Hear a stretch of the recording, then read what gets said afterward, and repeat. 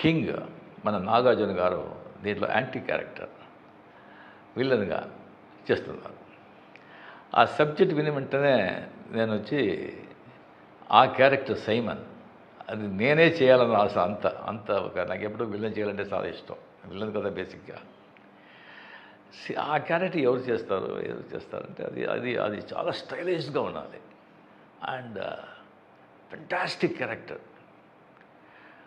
అది కరెక్ట్గా డైరెక్టర్ గారు వచ్చి ఒక 6 months ఆ క్యారెక్టర్ని ఎవరిని కావాలని చెప్పి దాని తర్వాత నాతో సార్ ఒకరితో మాట్లాడుతున్నాను. 6 times వచ్చి మీటింగ్ అయిపోయింది, సిట్టింగ్ అయిపోయింది, ఎలాగైనా ఆయన వచ్చి తీసుకొచ్చేస్తాను అని చెప్పారు. నాకు ఎవరు అని దాని తర్వాత ఉండే సార్ గుడ్ న్యూస్ ఏంటి సైమన్ క్యారెక్టర్కి యాక్టర్ దొరికారు. ఎవరు? నాగార్జున. షాక్. నాగార్జున గారు మన కింగ్ నాగార్జున ఒప్పుకున్నారా? అవును సార్.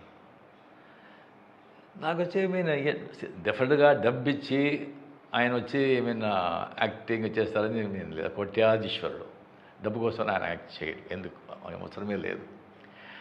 ఆయనకే అనిపిస్తుంటుంది. ఐ థింక్ ఎప్పుడూ మంచివాడిగా చేసి ఎన్ని రోజులు మంచివాడిగా చేసేది ఒక చేంజ్ ఉంది, చేస్తామని ఈ పిక్చర్లో ఆయన